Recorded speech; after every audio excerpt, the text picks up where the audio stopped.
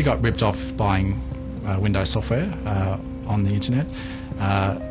We bought the software from the Bartercard website, and the seller was selling counterfeit software. We're in the business of building energy-efficient computer systems.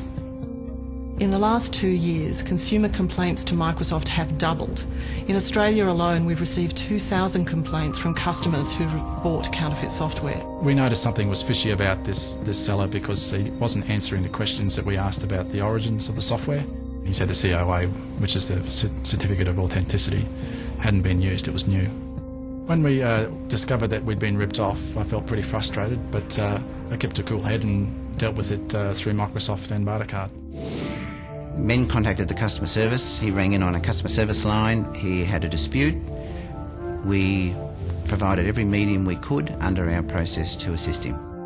We submitted the counterfeit software to Microsoft, and under the Windows Genuine program, they replaced the software with genuine Microsoft software. The seller represented to Ben that the goods were legitimate. He represented to Bartercard when we contacted him that they were legitimate, and on us identifying that they were not legitimate, we then disabled him from transacting on the site. A 2008 study showed that of the Windows XP offered on the internet, which was pirated, 43% of that had spyware or malware. 34% of it wouldn't even load. The internet is a great place to do business, but there are risks, so you need to know what to look for.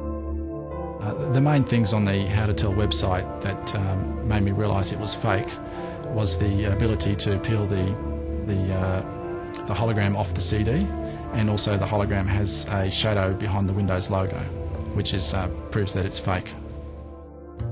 I do run my own business, and I run it from home. I used a particular consultant to advise me on what computer I should use and what sort of software I should use.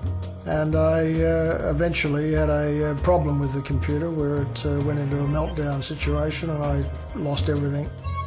When I got the computer back, I was up and running with all the systems operating again, but I wasn't made aware of the fact that I was, in fact, as it turned out, using an illegal copy of a particular piece of Microsoft software. Like a lot of these consultants, they do come and go in the business, and he was no longer around, so I was left, if you like, holding the baby. They told me that I had a pirated key, and I wish at that time I'd known more about what that meant in terms of a certificate of authenticity.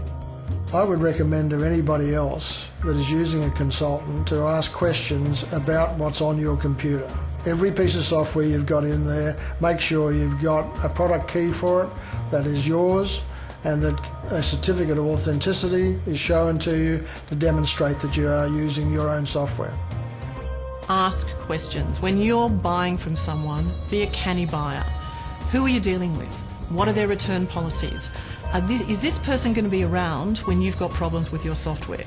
If you're not sure the software is genuine, you can go to the Microsoft How to Tell website, and that will give you some tips on how to find out if the software is genuine or not.